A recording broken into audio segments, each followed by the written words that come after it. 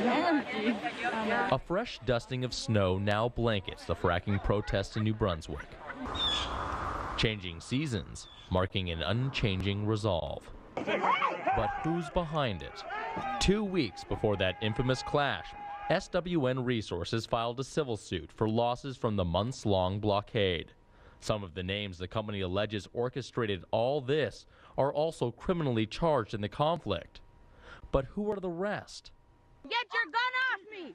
The fact is, many of the people who are the face of this struggle and are alleged to be instrumental in its organization are not from the reserve.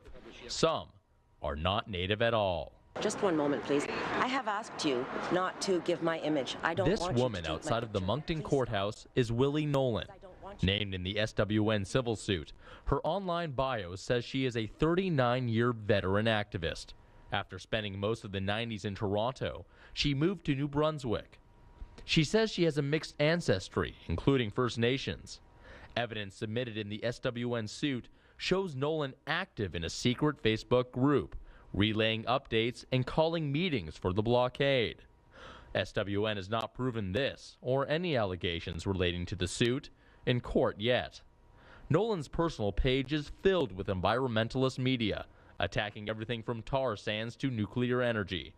A September 12th posting relates how she went onto the Elsipogtog reservation as a former oil industry whistleblower and convinced the chief to ignore gas industry reps there, writing, "We collectively evicted a fracker-appointed panel of experts who intended to host a nice on-res free roast beef dinner at Elsipogtog.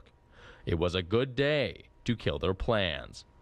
Nolan does not live on the reservation. She did not respond to our request for comment. I think that people are here to tell SWN, to send them a clear message that... The woman in front of the camera is Pamela Ross, known as PLRS Tweet online. She has become one of the faces and forces of this native struggle.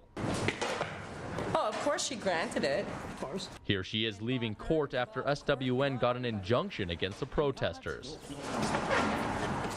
In response to our story, Ross wrote, "Acadians and Anglophones make up a large part of the protesters. It's not just a First Nations issue." I'm a Mi'kmaq woman from Elsipogtog. But Amy Sock, an Elsipogtog community spokeswoman and Mi'kmaq warrior, says this did start as a Native issue. She says the Idle No More Native movement sparked the Elsipogtog people's actions a year ago. Sock wrote, "We just kept at it until we seized the very first truck." This was in May 2013. The natives is going to save this country. But the list goes on. People coming from outside of the Native community to promote the cause. The question is, whose cause are they promoting? I'm Joshua Skurnick, and this is a Sun News Special Report.